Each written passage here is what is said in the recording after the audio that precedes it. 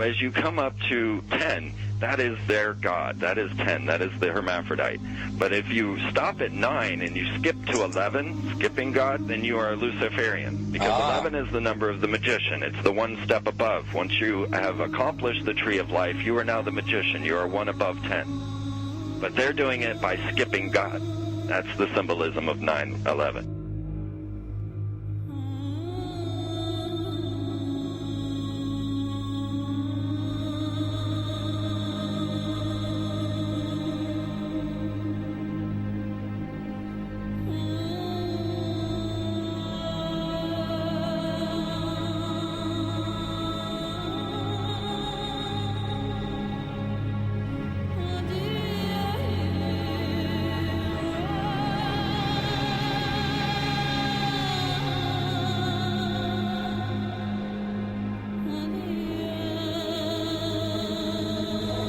It is a big idea, a new world order.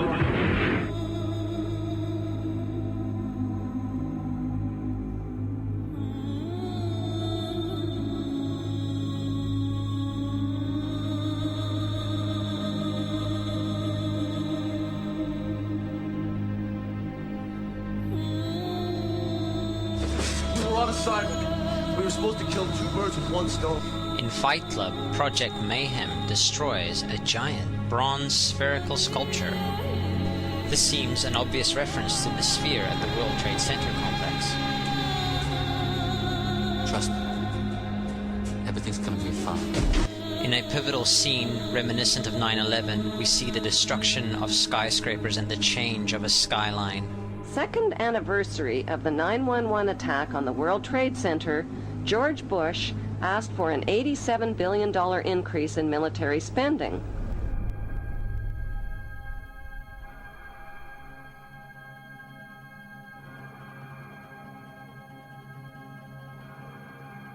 In 1904, Crowley would receive the Book of the Law soon after meditating in the King's Chamber of the Great Pyramid. He claimed he had been contacted by a being called Aiwass. Crowley would also use this symbol in his work.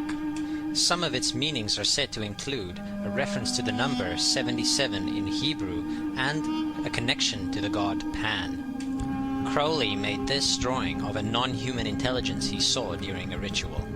Synchronous 23 has made the connection between Aiwass and the Wizard of Oz, and has further pointed out the similarities between Crowley's grey alien-like drawing and the depiction of the projection of the Wizard of Oz in the film version. The much overlooked theory has been put forward on the internet that when we are looking at George W. Bush, we are actually seeing Aleister Crowley's grandson. I have suggested that this video footage of George W. Bush reading The Pet Goat, coinciding with the start of the 9/11 mega ritual, is in fact a dedication of the 9/11 mega ritual to the great god Pan by Aleister Crowley's grandson.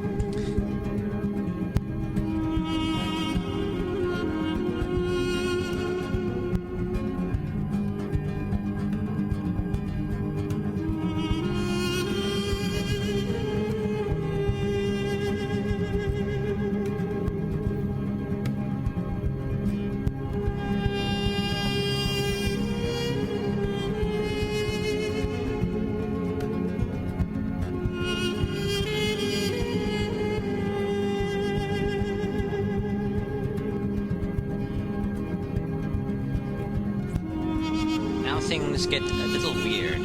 This is the 1978 version of The Wizard of Oz, The Wiz. Again, we see the Emerald City connected to New York. On arriving at the end of the Yellow Brick Road, Dorothy and her companions go through the circular portal. Through the door, we see 3 pyramids. Behind the pyramid shape, in between the pyramid pillars of the World Trade Center, we see the sphere, the representation of the Kaaba.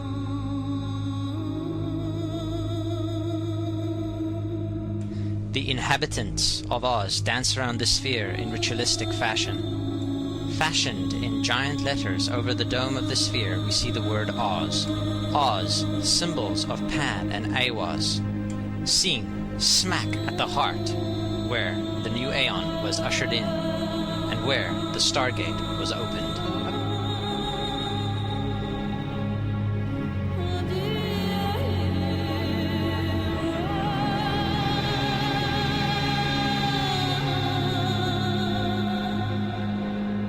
Between the Twin Towers is called the spherical caryatid. It was made by artist Fritz Koenig and was nicknamed the Sphere.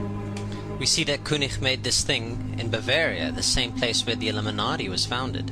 The most interesting fact about the placement of the Sphere at the World Trade Center Plaza has to be that architect and designer of the World Trade Center, Minoru Yamasaki, intended the plaza itself to be a representation of the Grand Mosque of Mecca, the Sphere in particular taking the place of the Kaaba.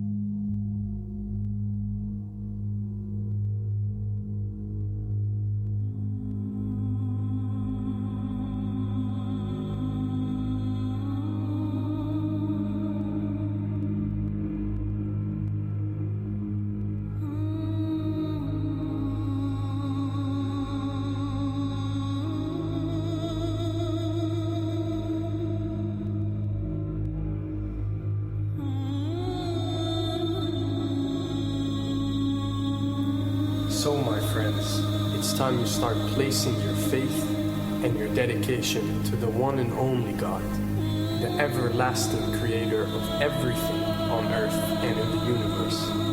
He is greater than anything our minds can comprehend. Do you know how many times Muslims are required to circle the Kaaba when they visit it? 7 times, each counterclockwise. Would you like to know why?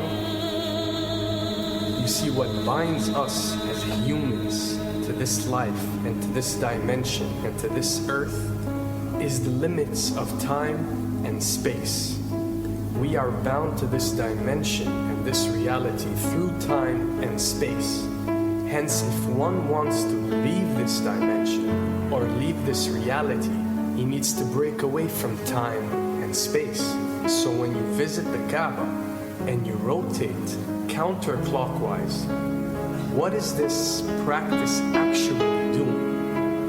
It is literally helping you elevate your soul and elevating yourself to break away from time and space so you can touch something so unique and so beautiful and so powerful that it changes your life forever.